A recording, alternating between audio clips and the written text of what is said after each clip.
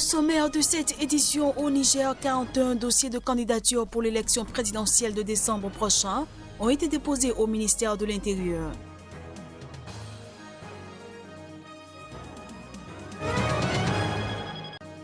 En Guinée, le principal adversaire du président Condé à la récente présidentielle a appelé ce dimanche à une journée ville morte ce lundi à Conakry pour protester contre ce qu'il appelle un hold-up électoral.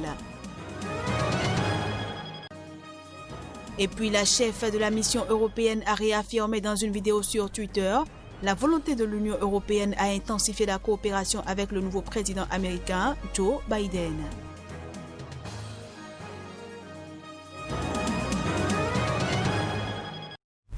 Ravi de vous retrouver en ce premier jour de la semaine. À toutes et à tous, bienvenue. On ouvre cette édition par le Niger où 41 dossiers de candidature pour l'élection présidentielle de décembre prochain ont été déposés au ministère de l'Intérieur. Tous les grands noms de la politique nigérienne figurent parmi les 41 dossiers de candidature déposés. Pour l'élection présidentielle de décembre prochain, 41 dossiers de candidature ont été déposés au ministère de l'Intérieur. C'est la première fois qu'il y a un si grand nombre de candidats potentiels pour le scrutin du 27 décembre prochain. Lors de la dernière élection, ils étaient 16. Tous les grands noms de la politique nigérienne figurent parmi les 41 dossiers de candidature déposés au ministère de l'Intérieur. Il s'agit entre autres de l'ancien président Maman Ousmane, Seni Oumarou, Bazoum Mohamed, le général Salou Djibo, Ama Amadou, Albade Abouba et du cheikh Bourema Daouda, l'imam de la grande mosquée de l'université de Niamey. Les candidatures étant déposées, la seconde phase est l'enquête de moralité pour tous les candidats. En effet, à l'article 134 du Code électoral, on peut lire « Nul n'est éligible à la présidence de la République s'il ne jouit pas d'un bon état de santé physique et mentale, ainsi que d'une bonne moralité attestée par les services compétents ». Après toutes ces formalités, l'autorité administrative transmet les 41 dossiers à la Cour constitutionnelle. La plus haute juridiction du pays dispose alors de 2 semaines pour valider les candidatures, c'est-à-dire au plus tard le 1er décembre 2020. La particularité de ces élections est que près des 3/4 des candidats sont des jeunes, de nouveaux visages qui arrivent sur la scène politique. Selon un politologue, chaque candidat paiera une caution de 25 millions de francs CFA. Leur participation aux frais électoraux.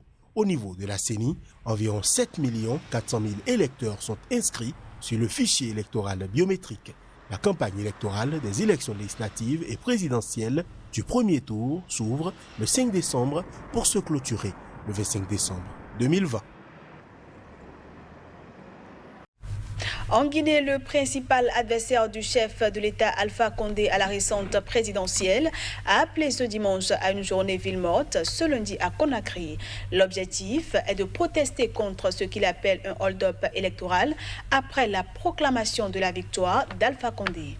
Après des mois d'une contestation qui aura coûté la vie à des dizaines de civils, Alpha Condé a été définitivement proclamé samedi président de la Guinée pour un 3e mandat consécutif. Pour protester contre ce qu'il appelle un hold-up électoral, son challenger a appelé à une ville morte à Conakry ce lundi. Il s'agit de protester contre ce hold-up électoral et d'exiger le respect de la vérité des urnes, a dit Cellou Dalein Diallo dans une vidéo diffusée sur les réseaux sociaux. Le chef de file de l'opposition assure que c'est lui qui a gagné en se fondant sur des données remontées du terrain et non sur les chiffres officiels. Les États-Unis, la France et l'Union européenne ont pour leur part émis des doutes sur la réalité des résultats officiels. Pour rappel, la candidature d'Alpha Condé à un 3e mandat a provoqué des mois de manifestations durement réprimées et de violences qui ont fait des dizaines de morts civiles depuis octobre 2019. Le chef de l'État guinéen a fait adopter en mars une nouvelle constitution pour, dit-il, moderniser les institutions. Comme la présidentielle, la constitution limite le nombre de mandats présidentiels à 2. Mais pour le pouvoir, son adoption a remis les compteurs à 0. Les populations de Bousangadougou à Abidjan sont sensibilisées à la paix en cette période de tension politique que traverse la Côte d'Ivoire. Un ancien préfet d'Abidjan est allé à leur rencontre à cet effet parce que, dit-il, les quartiers cosmopolites sont souvent des zones à risque en temps de conflit. Bousangadougou. un des bidonvilles d'Abidjan en Côte d'Ivoire. Ici, plusieurs ethnies se côtoient. Les sensibilités politiques sont tout aussi diverses. Le contexte dans lequel s'est déroulée la présidentielle du 31 octobre dernier dans le pays fait de ce quartier une poudrière. Pour que n'advienne le pire, l'ancien préfet d'Abidjan préfère anticiper. Regardez la cartographie des conflits d'Abidjan. Les conflits les plus intenses de nature sociale ou politique ont lieu dans les quartiers les plus difficiles et les quartiers hétéroclites, les quartiers avec une certaine différence non seulement de composantes de la population, mais d'opinion politique. Mais les quartiers où il y a un certain niveau de vie, ce type de conflit n'arrive pas. Les gens savent à quel moment s'arrêter. Et donc il faut aller là où la crise est susceptible d'arriver pour pouvoir prêcher le bon message, plutôt que d'aller dans un endroit où ce message n'est pas nécessaire. Le conflit électoral en Côte d'Ivoire a déjà fait plus de 40 morts depuis le début des contestations. La tension est toujours palpable dans plusieurs localités du pays. À défaut d'en découdre avec le pouvoir ou l'opposition, c'est parfois le voisin soupçonné d'être de l'ethnie de l'un ou l'autre des protagonistes qui devient une cible. Une appréhension qui fait maintenir chacun sur le qui-vive. Nous, on avait eu peur côté ici, je crois qu'on va avoir des difficultés avec les voisins.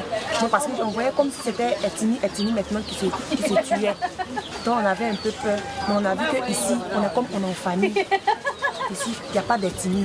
Promouvoir le vivre ensemble est donc le remède que recommande l'ancien préfet d'Abidjan pour éviter que les communautés s'enflamment dans cette crise électorale.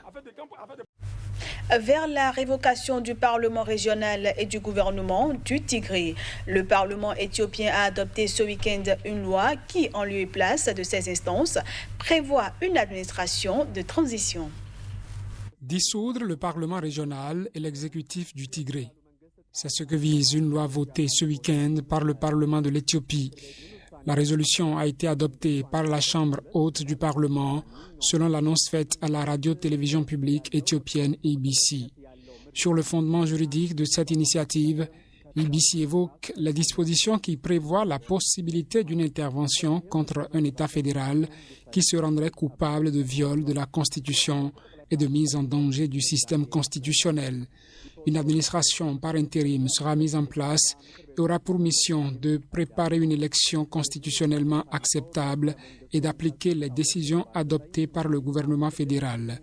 En réaction au vote de cette résolution, l'administration du Tigré, par un communiqué, a estimé qu'il s'agit là d'une plaisanterie. Elle accuse aussi le gouvernement éthiopien de vouloir installer ses marionnettes dans le Tigré.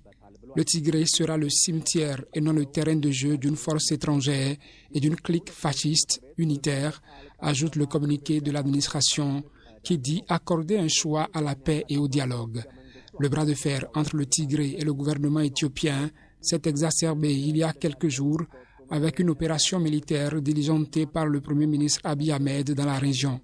L'administration du Tigré l'accuse de faire pleuvoir des bombes sur la population.